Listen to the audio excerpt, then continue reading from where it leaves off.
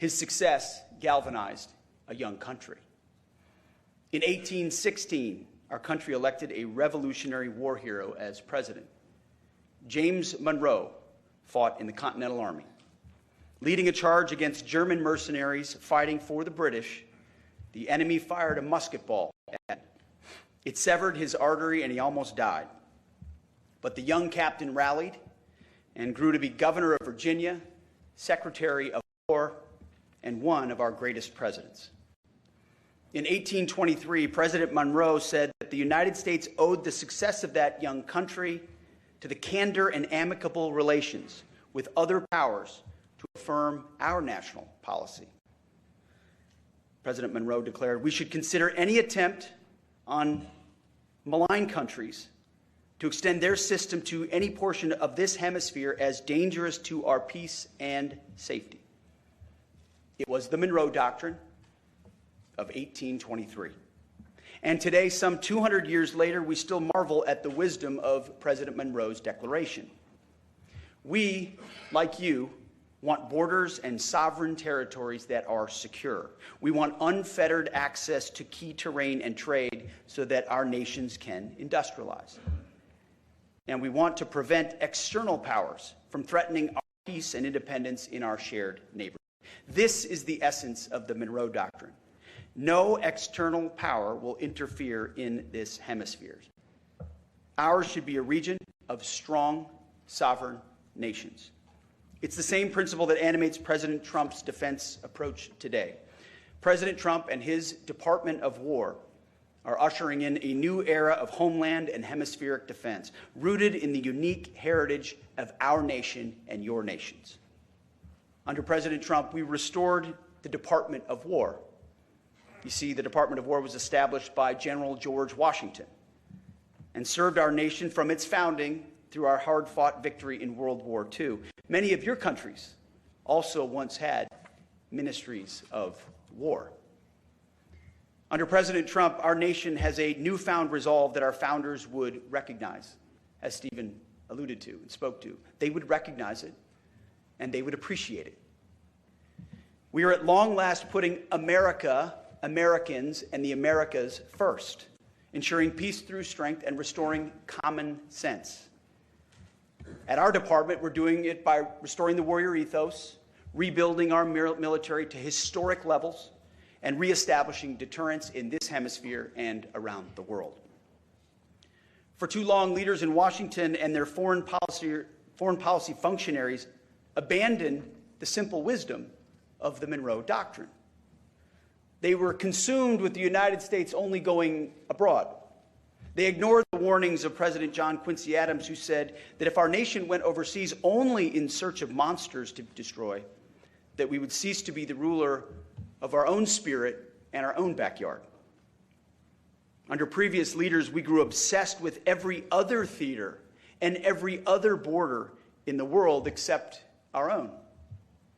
These elites reduced our power and presence in this hemisphere, opting for a benign neglect that was anything but benign. In your countries, many leaders accepted the status quo to coexist with narco-terrorism, or for a law enforcement alone approach that failed to deter and dismantle threats. Same happened in our country under the previous administration. And the result of this collective neglect was fatal. More than 1 million Americans were killed by fentanyl, cocaine, and other drugs. Numbers greater than any casualties we've sustained in war. Millions of illegal aliens invaded our borders and destabilized nations across the hemisphere. Under Joe Biden's administration, the human smuggling industry exploded by more than 2,000%, from a $500 million so-called industry in 2018 to $13 billion by 2022. Cartels of terrorists across our hemisphere, enabled by adversaries, created and profited from chaos. What creates chaos? No leadership creates chaos. In our nation, narco-terrorist groups like Tren de Aragua prospered. They raped, they poisoned, they murdered innocent Americans. They terrorized our cities, our towns, and our neighborhoods like they do yours. Across this region, these gangsters control and terrorize large swaths of your territories, kill thousands of your people, and promote chaos that makes normal life sometimes almost impossible. Crime has spiked massively. Our hemisphere has 1/8 of the population, yet 1/3 of the violent crime. There's a reason for that. America's retreat from protecting its citizens and the complacency of many neighbors in this hemisphere was a great betrayal. That's what it was, a great betrayal against our people and our nations. Well, President Trump recognizes the wisdom of the Monroe Doctrine, and the days of us betraying and endangering our own citizens are finished. President Trump has reestablished the Monroe Doctrine, the Trump corollary of the Monroe Doctrine, or if you'd like, for short, you can just call it the Monroe Doctrine.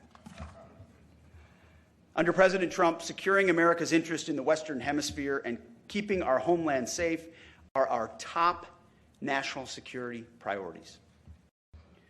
The President's historic national defense strategy ensures that the Department of War will prioritize resources around the threats and objectives that are core to homeland defense and the people and prosperity of the American people.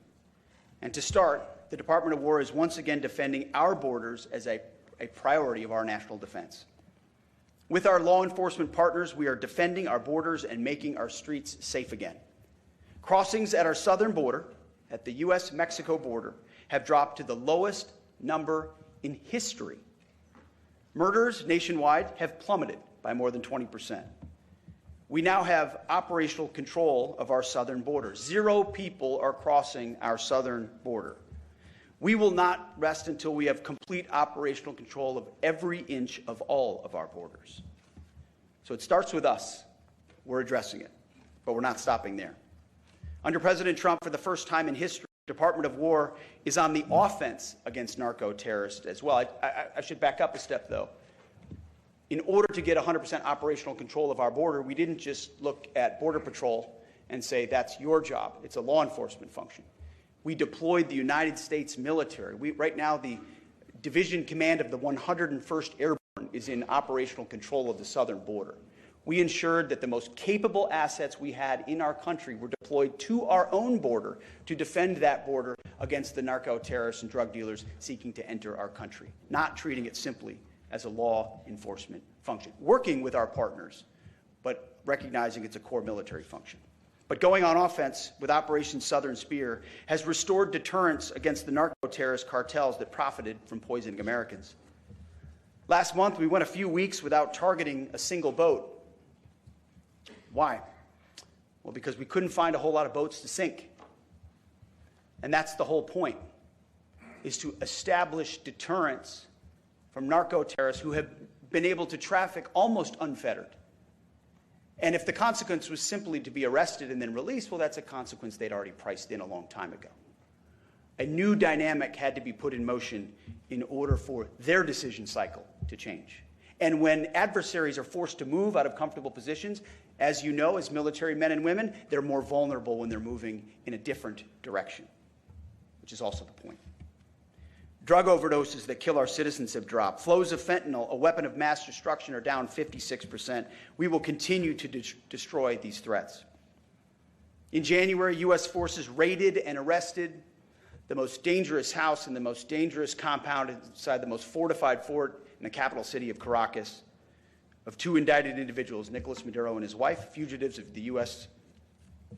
law. Operation Absolute Resolve showed the bravery of America's best, our warfighters. Nobody can do what the United States of America can do. It's not even close.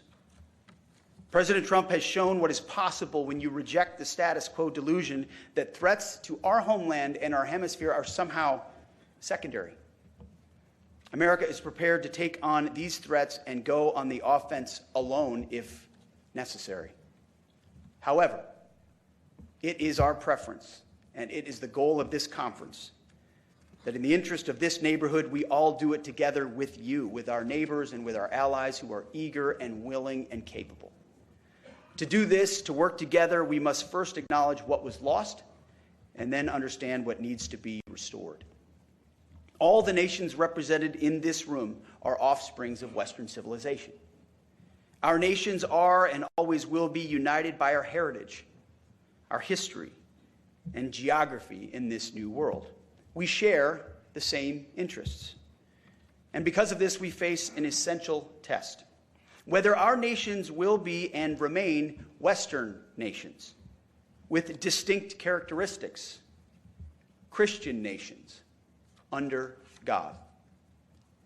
Proud of our shared heritage, with strong borders and prosperous people, ruled not by violence and chaos, but by law, order, and common sense. Or whether we are permanently torn apart by something else, led astray by competing forces, radical narco-communism and anarcho-tyranny, which threaten our people, borders, and sovereign lands in the name of a false sovereignty or a false peace. Uncontrolled mass migration, which overwhelms domestic resources intended for deserving citizens and drives unchecked crime and unchecked violence. Or the belief in so-called globalism that seeks to erase our distinct national identities in the name of tolerance, erase our borders in the name of compassion, and erase our warrior ethos and that which makes us strong in the name of so-called diversity and political correctness. One of the dumbest phrases in military history, which used to be echoed from the former Defense Department in the previous administration, they would say it over and over and over again, was, "Our diversity is our strength." It's the single dumbest phrase in military history. Because what is our strength is our unity. Our strength is in our shared purpose, in the training we do together, the capabilities we have to do, we can do together. In our context, the Constitution we swear an oath to defend together, the uniform we wear together.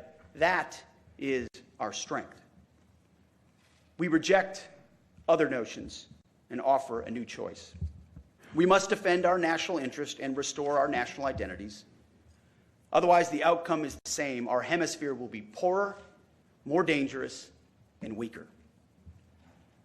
This matters not because we seek to preach to you about culture wars or ideologies, or to tell you how to run your countries. We're not here to tell you how to run your countries. Instead, it matters how we assess the threats facing us and the choices that we make on how to overcome them. That is what will define our destiny. President Trump understands that today's threats to border security and key terrain in our hemisphere are existential questions for our nation and for all of yours. When adversaries conduct incursions in this hemisphere, off the coast of a U.S. state, Alaska, or off the coast of Greenland, or in the Gulf of America, or the Caribbean, that is a direct threat to the United States homeland and to peace in this hemisphere. When adversaries control ports or infrastructure along strategic choke points for U.S. and hemispheric trade, such as the Panama Canal, or install military facilities just miles off our shore, that is a threat to the United States homeland and peace to this hemisphere. When terrorist killers and cartels capture strategic infrastructure, resources, and entire towns or cities close to U.S. borders and U.S. shores, or profit from mass illegal migration, that is a threat to the United States homeland and a threat to all of you as well, to the Americas. The same adversaries that threaten our shared heritage threaten our shared geography as well. They seek to displace the historic North-South relationship that we've always shared with some sort of a new global South that excludes the United States and other Western nations, but includes non-Western powers and other adversaries. The answer to our challenge is not to ignore our geography in the name of global interests, but to embrace our shared geography in the name of national interests. That is why President Trump has drawn a new strategic map from Greenland to the Gulf of America to the Panama Canal and its surrounding countries. At the Department of War, we call this strategic map the Greater North America. Why? Because every sovereign nation and territory north of the equator, from Greenland to Ecuador and from Alaska to Guyana, is not part of the global South. It is our its security perimeter in this great neighborhood that we all live in. Each one of these countries border either the North Atlantic or the North Pacific. Each one of these countries sits north of the two basic geographic barriers that exist in this region, the Amazon and the Andes Mountains. This is basic geography that we don't teach in schools as much as we should. And it restores our north-south relations, and we must get it right. In the north, the United States must enhance posture and presence in cooperation with you and our sovereign partners to defend our shared immediate security perimeter. In the south, meaning south of the equator, the other side of this great neighborhood, we will strengthen partnerships through increased burden sharing. This will enable you to take a greater role to defend the South Atlantic and the South Pacific, and to secure critical infrastructure and resources in partnership with us and other Western nations. This is what we did in World War II, just like we sunk ships with torpedoes in World War II. At the Department of War, we called it the quarter sphere defense. And we will do this again. If we're serious about our national security, and if we prioritize geography, business as usual will not stand.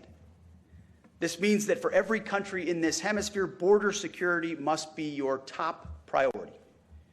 Border security is national security. President Trump said it when he first started to run. You're not a country if you don't have borders, and he's right.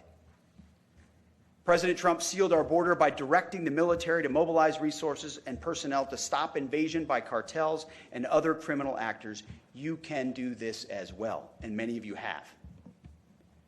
This also means that you too can and must go on the offense against narco-terrorists. We've had great collaboration with many countries in recent months, and I want to thank every country in this room that has supported our access to find, fix, and finish cartel targets. We have only just begun to work with you. More must be done by you and by us to target narco-terrorist groups across all domains. We will dismantle narco-terrorist networks in this hemisphere, and we will deny access to the state adversaries who support them. We will correct the mistakes of the past, the mistakes of the so-called Global South. I want to thank General Donovan, who has been an excellent partner and a great new leader here at Southern Command. One of the great mistakes of the past was that our leaders didn't provide the U.S. Southern Command with the support that it needed. It was a command chock full of lawyers and social workers and NGOs, law enforcement. That's changing. General, I'm directing my team to correct these historic failures, to ensure that your command has the resources and staff that you need for this robust mission ahead. It's the least we can do. I want to, absolutely, thank you.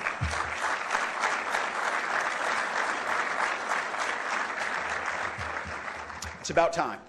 But it's not just us at the Department of War, and it's not just Southern Command. This is across the Trump administration.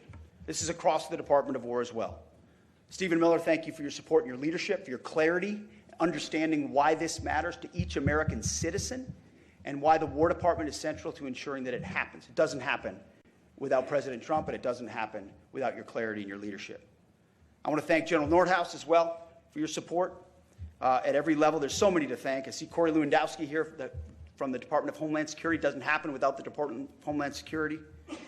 Of course, Joseph Humeyer, the other part of the new bromance between him and General Donovan. Eric Garrissey, who from day one in my office, he was my first sergeant in Iraq. He's one of my senior advisors. Day one, he worked at Southcom for a long time, said, we need to be focused on the cartel threat. And he built a team to help put us in that direction, a lot of which manifests to this day. Patrick Weaver, Phil Hegseth, who I happen to know, and Ricky Berea, my chief, for doing a great job putting this together. Tony Salisbury, thank you.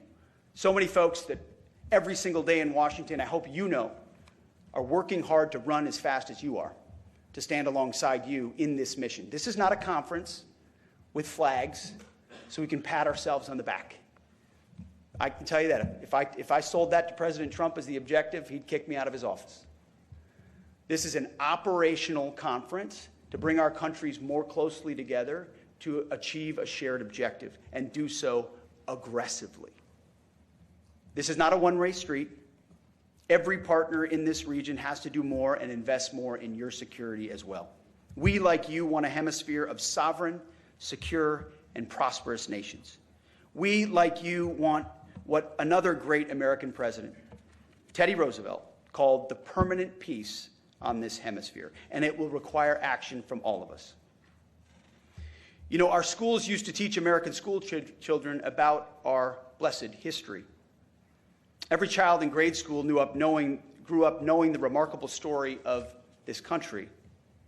They knew that President James Monroe was once an orphan, that at a mere 16 years old, he had to look after his siblings. I've got an almost 16-year-old. He couldn't look after anything. It's remarkable. Well, that orphan grew to be not just one of the greatest presidents, but one of our greatest Americans. After his presidency, when his wife died and he became frail and ill with heart failure, but he still spoke about what he called our shared cause of liberty. Still talked about the toils and the perils of our war for independence.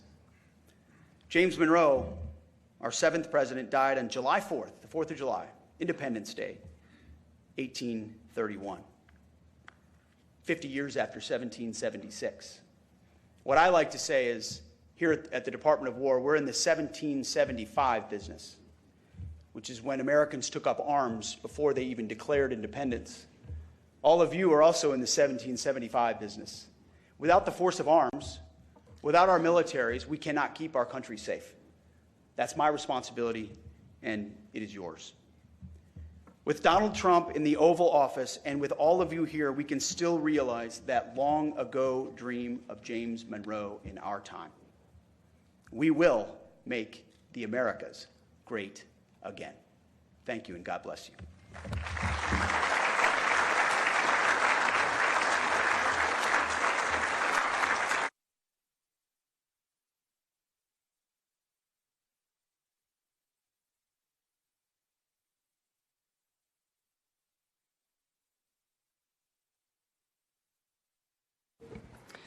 Thank you, Secretary Hegseth.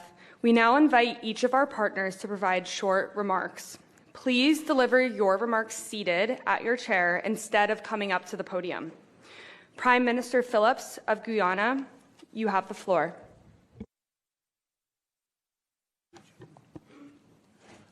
Thank you. I thank the government of the United States of America and the Honorable Secretary of War, Pete Hegseth,